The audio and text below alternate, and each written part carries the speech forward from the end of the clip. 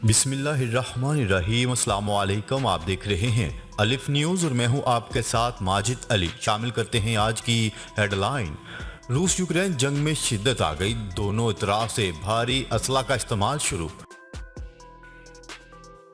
Ukraine जंग, रूस ने चीन से फौजी इमदाद मांग ली, अमेरिका का दावा। अमेरिकी पाबंदियां धरी की धरी रह गईं, भारत का रूस से रायती कीमत पर तेल खरीदने का फैसला, तजारत डॉलर की बजाय मकामी करेंसी में होगी। बहुत जल्द यूक्रेन के बड़े शहरों का कंट्रोल हासिल कर सकते हैं, रूस ने खबरदार कर दिया। चीन के हमले का खतरा, ताइवान की रिजर्व मिलिट्री फोर्सेस ने ट्रेनिंग शुरू कर दी। रूस यूक्रेन जंग, जर्मनी के दिफाई बजट में बड़ा इजाफा, अमेरिका से F-35 लड़ाका तैयारे खरीदने का ऐलान। पीडीएम ने 23 मार्च को इस्लामाबाद की तरफ लॉन्ग मार्च करने का ऐलान कर दिया।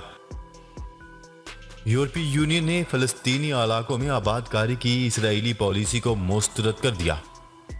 पाकिस्तान और आलमी मंजरनामे से बाखबर रहने के लिए अलिफ न्यूज़ को सब्सक्राइब कर लें और बेल आइकन को क्लिक करना ना भूलिएगा। नाजरीन, अपनी आरा का इजहार कमेंट सेक्शन में लाजमी कीजिएगा। हेडलाइंस आपने जानी, अब बढ़ते हैं खबरों की तफसीलात की तरफ।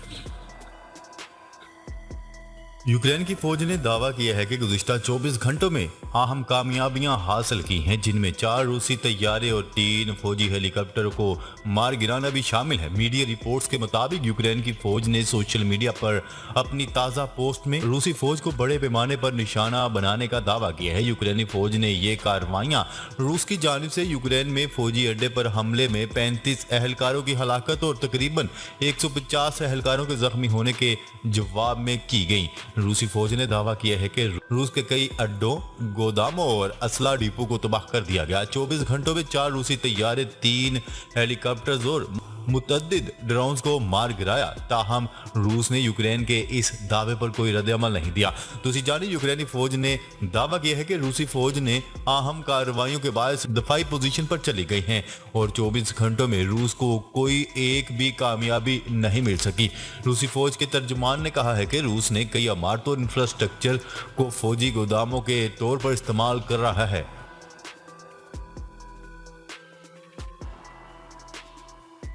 खबर के अगले हिस्से में बात करते हैं। एक आला अमरीकी ओहदेदार ने दावा किया है कि रूस ने यूक्रेन में जारी जंग के लिए चीन से फौजी इमदाद मांग ली। ताहम मास्को और बीजिंग दोनों ने इसे वाशिंगटन की जानिब से इल्जाम करार देकर मुस्तरद कर दिया।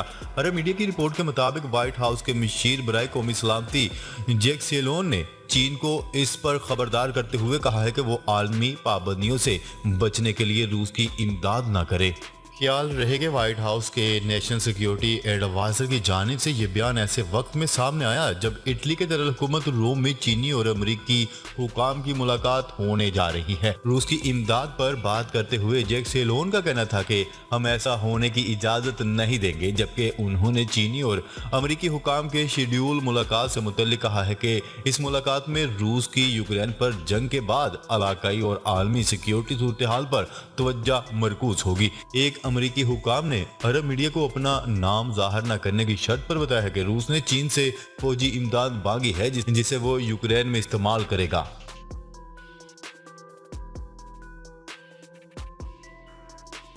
खबर के अगले हिस्से में बात करते हैं। भारत ने रूस की इस पेशकश पर गौर शुरू कर दिया जिसमें कहा गया है कि वो रायती कीमत पर क्रूड ऑयल और दीगर चीज़ें फरोख्त करने के लिए तैयार है और ये लेन देन अमेरिकी डॉलर की बजाय मकामी करेंसी भारतीय रुपये और रूसी करेंसी में होगा।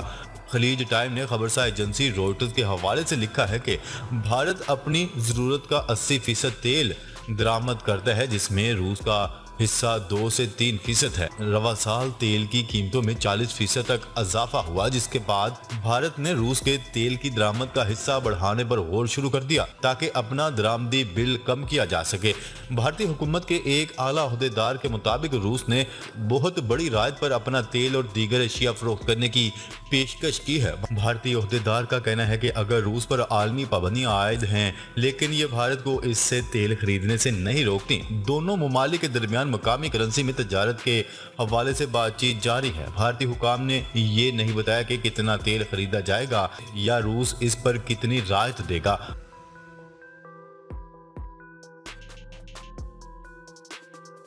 खबर के अगले हिस्से में बात करते हैं। रूस ने दावा किया है कि वो बहुत जल्द यूक्रेन के बड़े शहरों का कंट्रोल हासिल कर सकते हैं। फ्रांसीसी खबरसां एजेंसी एएफपी की रिपोर्ट के मुताबिक रूसी सदारती महल क्रेमलिन के तर्जमान दमित्री पेस्कोव ने पीर के रोज कहा है कि रूसी वजारत दिफा शहरी आबादी की ज्यादा से ज्यादा हिफाजत को यकीनी बना रही है। उन्होंने कहा है कि रूसी फौज का आबादी के बड़े मराकज को मुकम्मल कंट्रोल में लेने का इम्कान है, जबकि रूसी फौज यूक्रेन के कुछ शहरों को पहले ही मुहासरा कर चुकी है। क्रेमलिन के तर्जुमान ने बताया है कि सदर पुतिन ने बड़े शहरों पर ज्यादा इंसानी नुकसान के खदशे के बाद किसी भी फौरी हमले को रोकने के अहकाम दिए हैं। ताहम उन्होंने मजीद कहा है कि वजारत दिफा बड़े शहरों को अपने मुकम्मल कंट्रोल में रखने के इम्कान को रद्द नहीं करती। उन्होंने मजीद कहा है कि ऐसा लगता है कि अमेरिका और यूरोपीय यूनियन के रहनुमा रूस को यूक्रेन के बड़े शहरों पर हमला करने पर मजबूर कर रहे हैं ताकि हमारे मुल्क को शहरियों की मौत का जिम्मेदार ठहराया जा सके। तर्जुमान का मजीद कहना था कि रूसी लीडरशिप के तमाम मंसूबे वक्त पर मुकम्मल तौर पर पूरे होंगे। ताहम उन्होंने इस बात की नफी की कि रूस ने चीन से अस्करी साजोसामान की मदद मांगी है। उन्होंने कहा है कि रूस के पास ऑपरेशन जारी रखने की अपनी खुद मुख्तार सलाहियत है। यूक्रेन में ऑपरेशन मंसूबा बंदी के मुताबिक चल रहा है, जो वक्त पर मुकम्मल तौर पर पूरा किया जाएगा।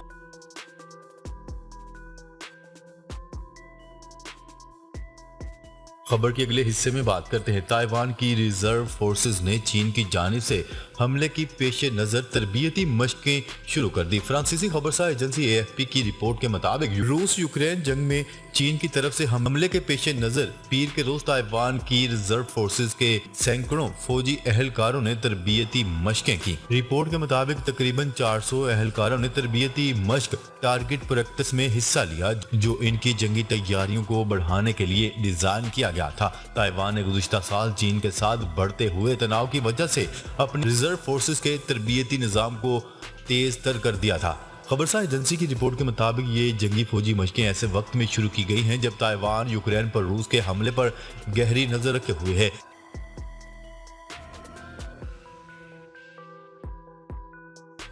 खबर के अगले हिस्से में बात करते हैं। जर्मनी ने रवां साल दफाई बजट के लिए रिकॉर्ड 55 अरब डॉलर मुख्तस करने का फैसला कर लिया। फ्रांसीसी खबरसां एजेंसी की रिपोर्ट के मुताबिक पीर के रोज पेश किए गए साल 2022 के बजट के मसवदे में जर्मनी ने रूस और यूक्रेन जंग के जवाब में अपने दिफाई बजट को 55 अरब डॉलर तक ले जाने का फैसला किया था। जर्मनी इस तारीख में सबसे बड़ा दफाई बजट करार दे रहा है। रिपोर्ट्स के मुताबिक जर्मनी का अपने दिफाई बजट में इजाफे का मकसद आने वाले सालों में नेटो के अखराजात के हदफ से तजावज करना है। एक जर्मन हुकूमत ज़राए ने खबरसां एजेंसी को बताया है कि बजट के मसवदे पर आइंदा चंद दिनों में पार्लियामेंट में बहस की जाएगी, जबकि इस साल फौजी अखराजात के लिए रिकॉर्ड 55 अरब डॉलर से ज्यादा मुख्तस किए गए हैं। उनका मजीद कहना था कि जर्मन हुकूमत 2022 से जर्मनी की मुसल्लह अफवाज को जदीद बनाने के लिए 100 मिलियन यूरो के खसूसी फंड का मंसूबा भी बना रही है। इसके अलावा खबरसां एजेंसी की रिपोर्ट के मुताबिक जर्मनी 35 से जायद अमरीकी साख्ता F-35 लड़ाका तैयारे भी खरीदेगा। जर्मन सरकारी ज़राए का कहना है कि जर्मनी ने अमरीकी लड़ाका तैयारे खरीदने का असूली फैसला किया है।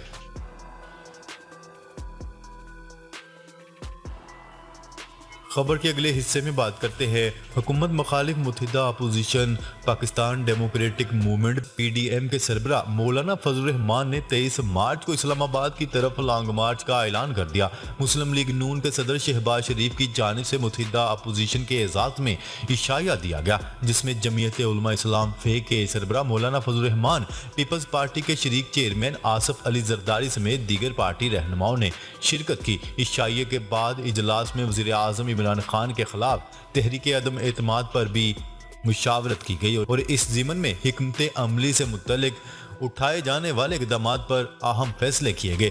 इजलास के बाद फजल रहमान ने मीडिया नुमाइंदगान से बात करते हुए कहा है कि जाली वज़ीर आज़म के खिलाफ तहरीक अदम एतमाद अवाम की उमंगों के मुताबिक है।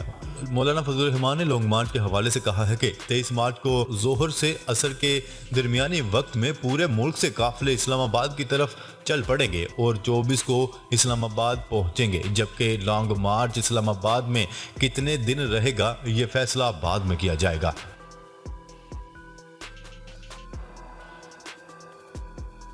खबर के अगले और आखिरी हिस्से में बात करते हैं। यूरोपीय यूनियन ने फलस्तीनी इलाकों में आबादकारी की इजरायली पॉलिसी को मुस्तरद करते हुए कहा है कि इससे फलस्तीन इसराइल तनाज़ा के आलमी हमायत याफ्ता दो रियासती हल को नुकसान पहुंचेगा। मकबूजा बैतुल मक़दस में सहाफ़ियों से बातचीत करते हुए यूरोपीय यूनियन के राब्ताकार शादी उस्मान का कहना है कि आबादकारी की पॉलिसी आलमी कवानीन की खिलाफ वर्जी है। जी तो नाजरीन, अब तक के लिए इतना ही। मजीद खबरें लेकर बहुत जल्द आपकी खिदमत में हाजिर होंगे। तब तक के लिए अपना ख्याल रखिएगा। अल्लाह निगहबान।